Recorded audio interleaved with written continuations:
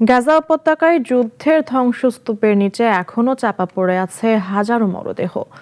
উদ্ধার সরঞ্জামের অভাবে বাড়ছে মানবিক সংকট ও স্বাস্থ্য ঝুঁকি।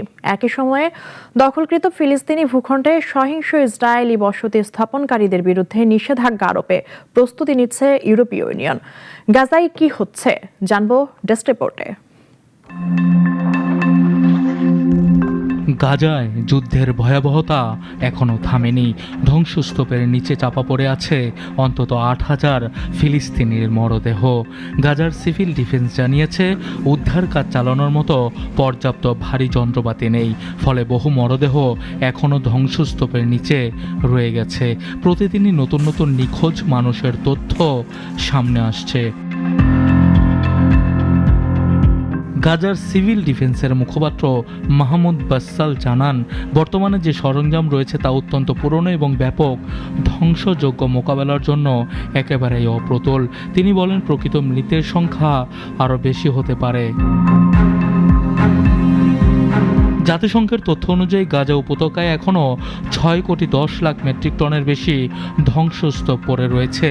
এর মধ্যে মাত্র 1% অপসারণ করা সম্ভব হয়েছে। ইসরায়েলি বিমান হামলা, স্থল অভিযান এবং বিস্ফোরণে গাজার 1,23,000-এর বেশি ভবন পুরোপুরি ধ্বংস হয়েছে। ক্ষতিগ্রস্ত হয়েছে আরও 75,000 ভবন, অর্থাৎ গাজার মোট স্থাপনার প্রায় 81%ই ক্ষতির মুখে পড়েছে। এদিকে ধ্বংসস্তূপের কারণে গাজায় নতুন স্বাস্থ্য ঝুঁকিও তৈরি হয়েছে। ইঁদুর এবং বিভিন্ন ক্ষতিকর প্রাণীর বিস্তার ঘটছে দ্রুত। তবে অভিযোগ উঠেছে, ধ্বংসস্তূপ সরানোর জন্য প্রয়োজনীয় ভারী যন্ত্রপাতি গাজায় প্রবেশ করতে দিচ্ছে না ইসরায়েল। কেবল ইঁদুরনাশক প্রবেশের অনুমতি দেওয়া হয়েছে বলে জানিয়েছে স্থানীয় কর্তৃপক্ষ। বিশ্লেষকদের মতে পুরো গাজা পরিষ্কার এবং পুনর্গঠনে ব্যয় হতে পারে $100 কোটিরও বেশি। অন্যদিকে দখলকৃত ফিলিস্তিনি ভূখণ্ডে সহিংস ইসরায়েলি বসতি স্থাপনকারীদের বিরুদ্ধে নিষেধাজ্ঞা আরোপে প্রস্তুত হচ্ছে ইউরোপীয় ইউনিয়ন।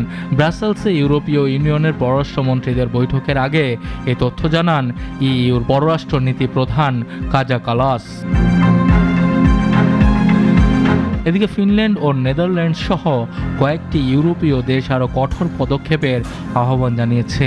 অবৈধ ইসরায়েলি বসতি থেকে আসা পণ্যের ওপর পূর্ণ নিষেধাজ্ঞার দাবিও উঠেছে। মানবাধিকার সংস্থাগুলোর অভিযোগ, পশ্চিম তীরে ফিলিস্তিনিদের বিরুদ্ধে বসতি স্থাপনকারীদের হামলা আশঙ্কাজনকভাবে বেড়েছে। 2023 সালের অক্টোবর থেকে এখনও পর্যন্ত পশ্চিম তীরে হামলায় নিহত হয়েছেন অন্তত 1,155 জন ফিলিস্তিনি। আহত হয়েছেন প্রায় 11,750 জন। ফিলিস্তিনিদের স্বাস্থ্য মন্ত্রণালয়ের তথ্য অনুযায়ী গাজা ইসরায়েলি অভিযানে এখনও পর্যন্ত নিহতের সংখ্যা 72,000 ছাড়িয়েছে। আহত হয়েছেন 1,73,000-এর বেশি মানুষ। মধ্যপ্রাচ্যের চলমান এই সংকট নিয়ে আন্তর্জাতিক মহলের উদ্বেগ ক্রমেই বাড়ছে। সানি আহমেদ, নাগরিক।